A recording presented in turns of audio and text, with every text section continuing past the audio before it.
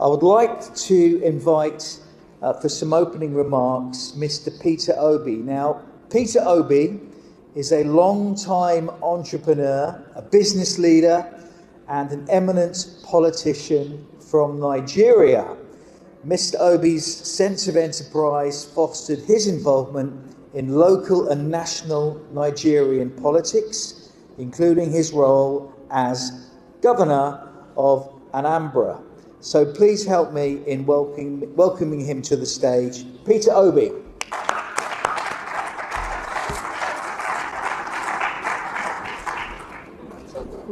You're going to see if he'll speak a few words.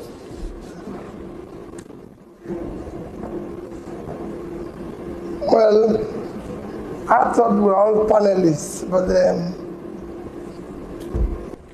let me start by most sincerely thanking Prime Minister Hasina and the good people of Bangladesh for hosting us, and Lord Moreland and his team for organizing this workshop. We're here to discuss SMEs, and all of us know that SMEs, like it's been mentioned by the President, today is the engine of growth in most countries of the world. Not just developing countries, but developed countries of the world. According to the last World Bank studies and survey, SMEs is about 90% of the businesses and creates over 50% of the job globally. In developing and emerging markets like Bangladesh, they contribute over 40% of the GDP. In Nigeria, it's a similar situation. Over 45% of the GDP. In places like China, they contribute over 60%, creating 7 out of every 10 jobs. In India, it's similar impact. So across the Commonwealth countries, you can say it's creating the same impact. Commonwealth country, as you know today, is the 56th nation of the Commonwealth, is about 2.5 billion in population, a third of the world, with over 1 billion young population and over 1 trillion in exports. However, the Commonwealth, if you look at the wealth of the Commonwealth, is about over 150 trillion, which you could say is about 10 times the size of the GDP of the Commonwealth, because the last time I looked at the Commonwealth GDP, total GDP is about 14.5 trillion. And over 30 times the total world export of about 5 trillion. What we are going to discuss today is the issue of how to formalization and internationalization of SMEs, which is critical for the Commonwealth as a family. by supporting, internationalizing, and formalizing the SMEs, would have created wealth across the entire world, because Commonwealth countries exist in almost 5 continents of the world. So by formalizing and internationalizing SMEs, you actually come across the entire world by ensuring the growth of this engine of development. But there's a problem within the SMEs, which I'm sure the panelists will be giving attention to. One, this critical engine of growth is what it desired in today's world to be able to develop, especially, I keep saying, within the Commonwealth family.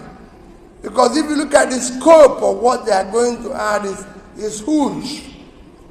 If you look at the global economy, while I say they are a third of the population of the world, but if you look at the world GDP, it's about 100 trillion, and you look at the GDP of the Commonwealth, it's 14.5 trillion, which means they're just about 15% of it. If you look at the per capita, the global per capita of the world is about $10.7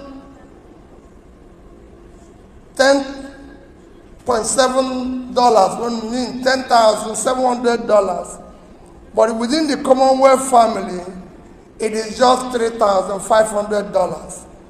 So you could see there's a lot of scope for growth, because most of the countries in the Commonwealth family are actually within the poor countries of the world, with so much potential. And to drive this potential and create this fortune that is sustained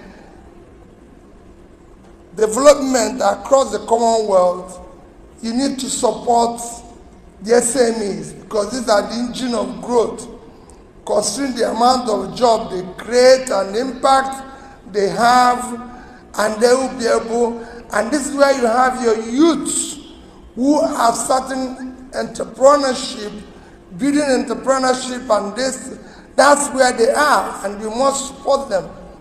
The critical things they have is, one, it is, what you can say is, it has local peculiarities, but there's some that are across virtually all the countries, especially in developing and emerging markets. One is the issue of finance. Today, if you look at virtually all the countries, even within the Commonwealth countries, you'll find out that the level of funding gap within the SMEs are huge. In most countries, they will be lucky if they're able to get up to 30% of their requirements. I know in Nigeria in particular, it is below that. In Bangladesh here, it is about 30-something%. And in most countries that I saw this, it's a similar situation.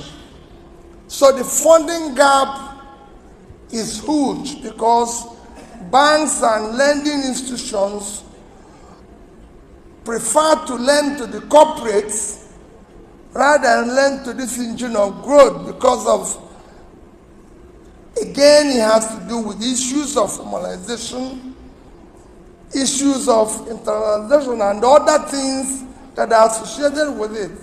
So lending to them is difficult, and they avoid it.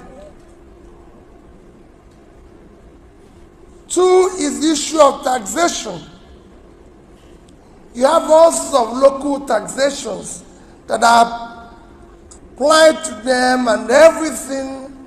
The regulatory environment is hostile to them. I always use Nigeria as an example. The corporates are big and everything, and can get away with so many things that the small businesses can't get away with. They have issues of infrastructure, poor infrastructure. In Nigeria, you look at electricity issues, to road, like Lord Molan said today when we were talking about Cameroon, and he said they have similar road conditions as Bangladesh. These are issues that you see in most of the emerging markets, and this affects more small businesses. They have issues where, because of lack of formalization, they are not able to explore international markets. So these are issues that affect them.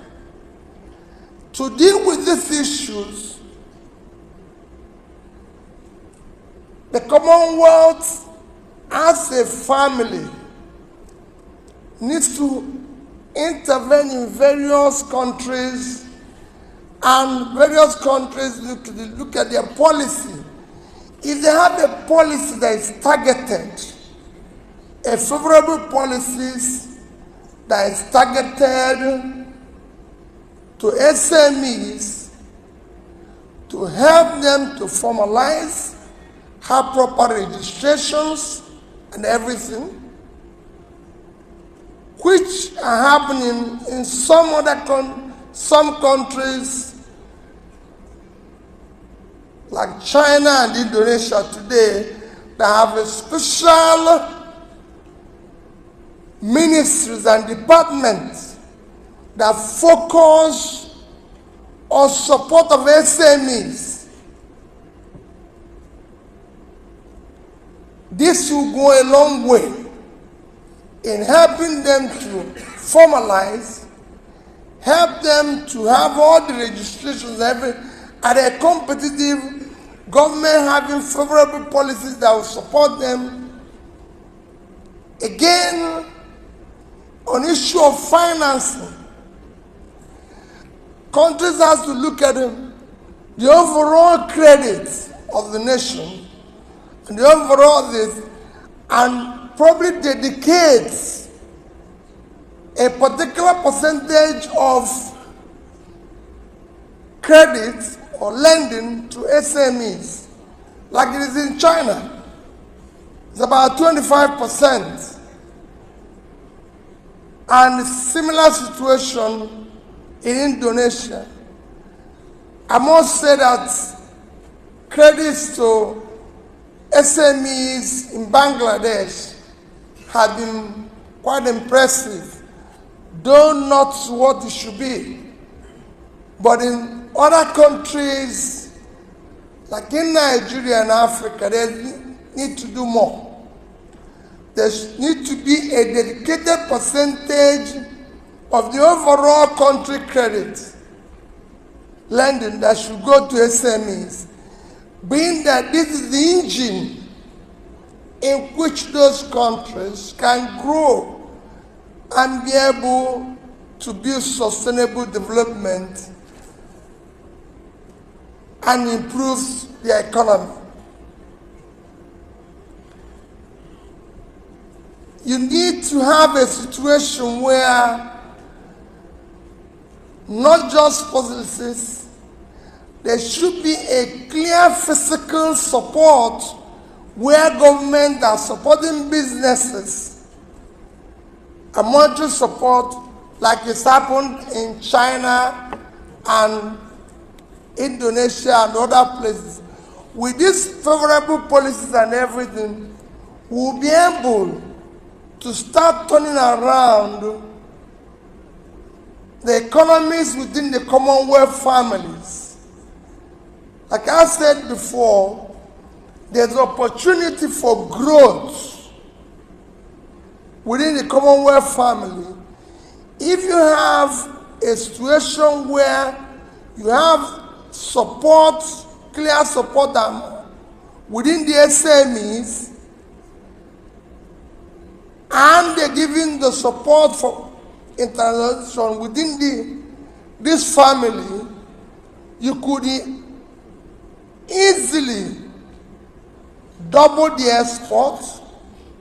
You could easily double the intertrade within this huge family, which cuts across 5 continents, and with that, increase the overall well-being. I showed you the gap that while the average per capita is 10,700, there are 3,500. So imagine today if you double that per capita. Imagine today if you double that their GDP. Because if they are a third of the population of the world, their GDP should also be a third of the world, not 15%. So there's quite a gap that you can close if you get it right by favorable support within the Commonwealth family. And this is something that is achievable. Thank you for listening.